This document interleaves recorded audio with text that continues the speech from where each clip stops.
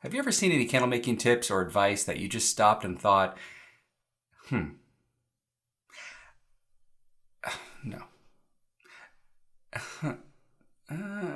Or what about advice that contradicts other advice you may have read or seen or heard? Or that tip you read in a Facebook group where you just shake your head and say, I don't know. Well, I have. Actually, all of those. And I'm sure most of you have encountered one of those scenarios, if not all of them, before yourself. If not, just give it some time. Whether you are a new candle maker, just starting a new craft, or an experienced candle maker just wanting to dive into something new, like a new wax, or a new process, or new whatever. Maybe you're making candles as a hobby, maybe you're making them as a business, but whatever the case may be, we will all encounter tips and advice that we're just not sure about. So the question is, well, then what do you do? Well, advice is like the weather. It can be good, it can be bad. What's important is what you do with that information. Let's start off by first taking a look at where most of this information is coming from. The candle making advice and tips. Where is it coming from and what does it mean? Well, let's start off with the most obvious. YouTube. The truth is, there's a lot of candle making channels because they have just blown up over the last couple years. The number one reason that you should be somewhat skeptical or at least cautious with the information that you get from YouTube videos and YouTube channels when it comes to candle making is the motive. Most YouTube channels are started with a primary goal in mind, and that is to make a profit, a side hustle, to make some extra money. And there's nothing wrong with that. But the reason I say to be cautious is at least a lot of the videos and information I've seen on YouTube over the last few years is a lot of kind of watered down content. So a lot of content that's either A, not really that helpful, or B, sometimes flat out wrong, or C, somewhere in the middle. And a lot of that is because channels are originating without a lot of context or a lot of experience to back them up. So videos are getting created either for self-promotion or to earn a side income, simply for views and to get followers and to gain traffic, not so much to share valuable and helpful content. And just like most platforms, there's good content and there's not so good content. And the real key is to find out what the motive is behind that content. Can you trust that content? Is it backed by experience? Is it backed by qualifications? Because again, in my own personal experience, I've seen a lot of channels and videos and tutorials on YouTube that are really not backed by a whole lot of experience. They don't even make or sell candles, which again is okay. Everyone does things a little bit differently. The point is, just be cautious. Hopefully you guys have enough trust in me by now, my time here on the channel, as well as my engagement and involvement in other platforms, that the information I am sharing is to help everyone. It helps you all. It helps everyone work together because we're all working in the same community. And so when I don't know something, I let you guys know that, and then someone else chimes in. I really put a lot of time and effort into the content that I provide you guys to help you out. And again, I'm not the only one. Another popular place to get information about candle making is by websites, blogs, and articles. The problem with this is accountability. There's nothing really to fact check articles or blogs because there's generally not engaged conversation on those websites or those blogs or those articles. There's not a lot of Q&As, there's not a lot of comments, there's not a lot of feedback directly given. So it's very easy to just see something online, read it, and take it as fact when there's really nothing to hold that website or that article or that blog accountable. Groups and forums. Okay, so this is a big one. These have become even more popular lately. I'm talking about candle making or craft forums. I'm talking about Facebook groups. As you guys know, I am a part of several. And the issue with this type of information sharing, like groups, is really several things. First is just overconfidence. We all know that behind a keyboard or behind our phones, when we're not having to work with people directly, it's very easy just to share our thoughts and to say what we want to say and how we think and how we feel. And it's very easy to be confident about our own processes and about our own products and what we do without really taking into consideration other factors, right? This has been a known problem with online platforms, even outside of candle making, but it certainly has its place in candle making as well. Another issue with online groups and forums is just self-promotion. A lot of people are sharing information and sharing tips and tricks as a way to self-promote. Not necessarily disqualifies that information, just that you have to take it with a grain of salt because what is the motive? And then lastly, of course, is that online, everyone is an expert. Everyone. You can find any information on online and Facebook groups. Everyone has something to share, and that's both a strength and a weakness at the same time. But is that information qualified? Is it backed by research, backed by experience, or really just someone sharing their thoughts? Now, none of this is meant to be harsh. I'm not trying to criticize any platforms or any type of information sharing. I have said it 100 times. I've said it 1,000 times by now. I believe in online community sharing and community engagement. I think the involvement in the industry with each other only makes everyone better. So this is meant to be helpful. And more than anything, it's just to serve as a caution so that we're taking the advice the right way and using that advice appropriately. Because we all know sometimes when we see this information that's being shared, we're just thinking to ourselves like, that can't be right. Like, that's not right. And they should not be sharing that information. That's just flat out wrong. And other times is maybe we just don't understand that information. There has been such a surge over the past several years of new tips and candle making advice, even full tutorials. And a lot of it just leaves most experienced or seasoned candle makers shaking their heads. But let me be clear, perfectly honest.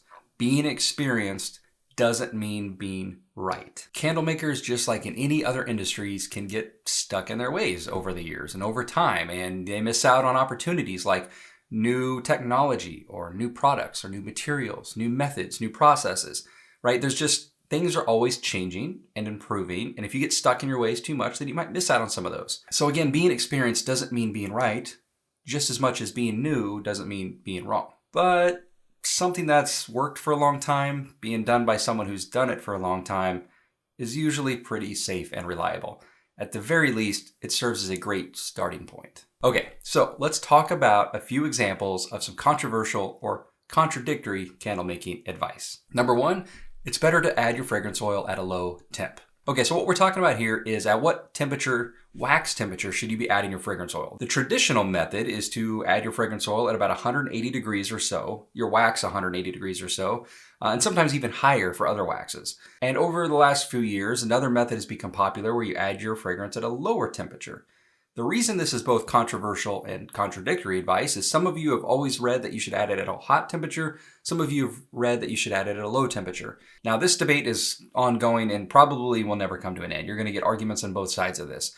Where this came from is that there are certain waxes where you can add fragrance oil at a low temperature, some of your soy waxes, for example. So for any of you that have heard both of those and you're not sure, like, what am I supposed to do? I'm so confused right now. My advice is just to stick with the manufacturer recommendations. Why?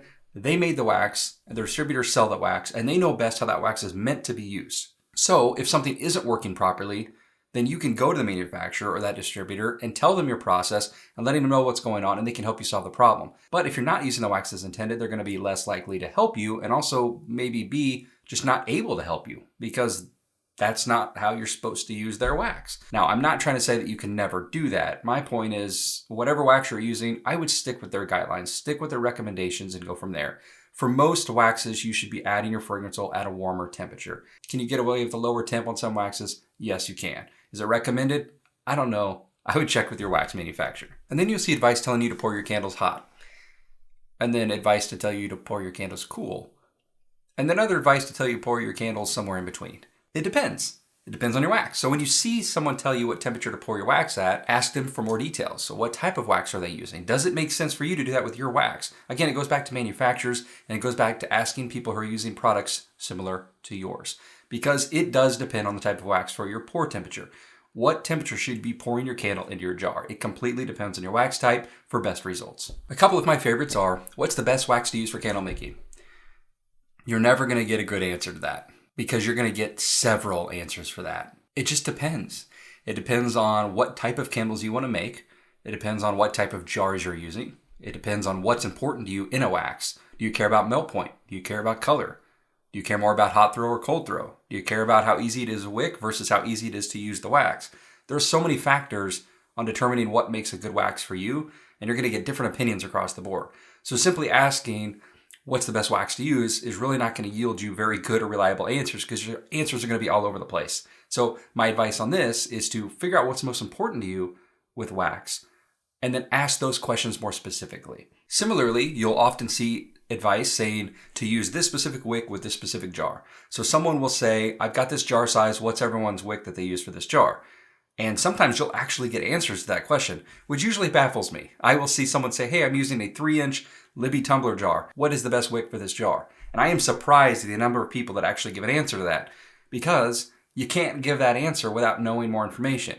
What wax is being used? The wax being used is going to significantly change the right wick for that jar.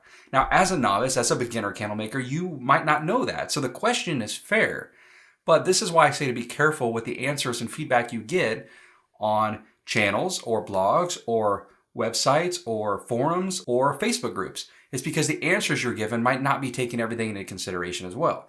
So my advice to you is when you ask your questions, ask specific questions and give them all the details. I'm using this jar size with this wax and this amount of fragrance oil. What wicks would someone recommend that use those materials? And that is a much better question than just saying, what size wick do I use for this jar? Because it's going to entirely depend. And if you get specific answers telling you what to use without that information, you can't trust that advice. You can't trust that information because it's missing very important details. Another one is to never use anything else in your candles. Just the wax and the fragrance oil and the wick. That's it. No additives, nothing else.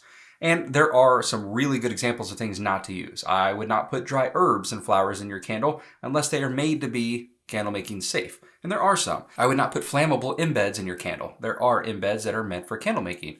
I would not use dye that is not meant for candle making. The answer to this one is pretty straightforward and easy. If it's intended to be used in candles, then it's safe to use. If it's not, then I wouldn't risk it. That's just a personal opinion of mine, but you will get different opinions on this when you are on Facebook groups, for example. Some people are willing to take that risk and put things in their candles that other people aren't.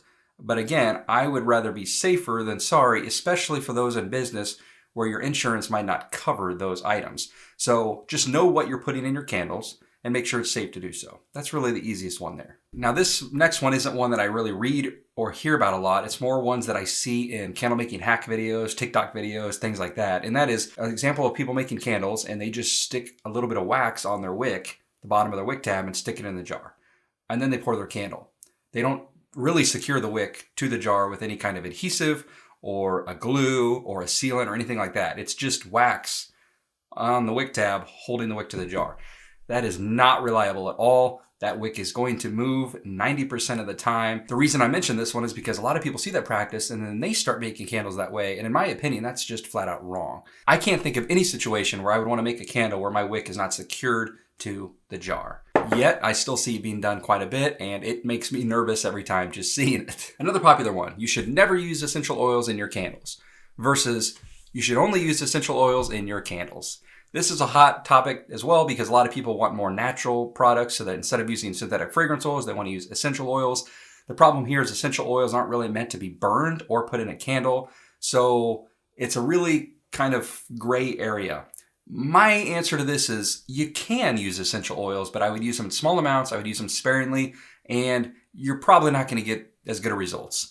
Essential oils typically don't throw as strong as fragrance oils because, again, they're not meant to be burned or made for candle making, and they can also be very dangerous. So use them in small amounts. Most people will actually just blend a small amount of essential oil with the fragrance oil if they want to use that. In fact, most popular pre-made fragrance oils actually already contain a tiny bit of essential oils as well. So you can still say your candles are made with some essential oils by using a regular fragrance oil meant for candle making. This is up to you how you want to proceed. You can make essential oil candles. I personally just like to use materials meant for candle making. And one of my favorites, paraffin is toxic and should never be used for candle making. Okay, so here's the thing. Most paraffin waxes these days on the market are food grade, non-toxic, fully refined. Paraffin waxes really get most of their bad rap from the soy industry because they are pushing their own product. It goes back to motives, just like we were talking earlier. Most of your manufacturers, most of your suppliers are going to tell you that there's nothing wrong with paraffin in their waxes. In fact, most of them have a little bit of paraffin in those blends and you don't even necessarily know about them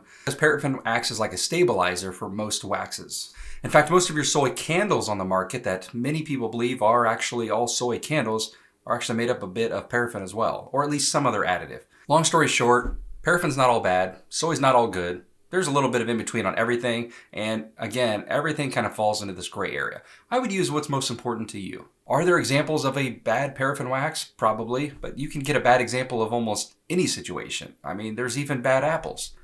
See what I did there? It's personal preference.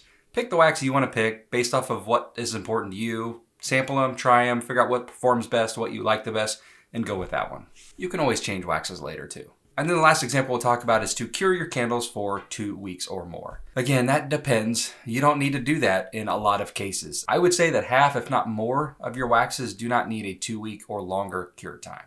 Are there waxes that benefit from sitting longer after they've been poured? Certain soy waxes, absolutely. The longer they sit together and settle and all the materials kind of bond together, you will start to get better hot throw by some of those waxes. But a lot of times you'll see people say that all candles should cure for 2 weeks or more. That's just not true.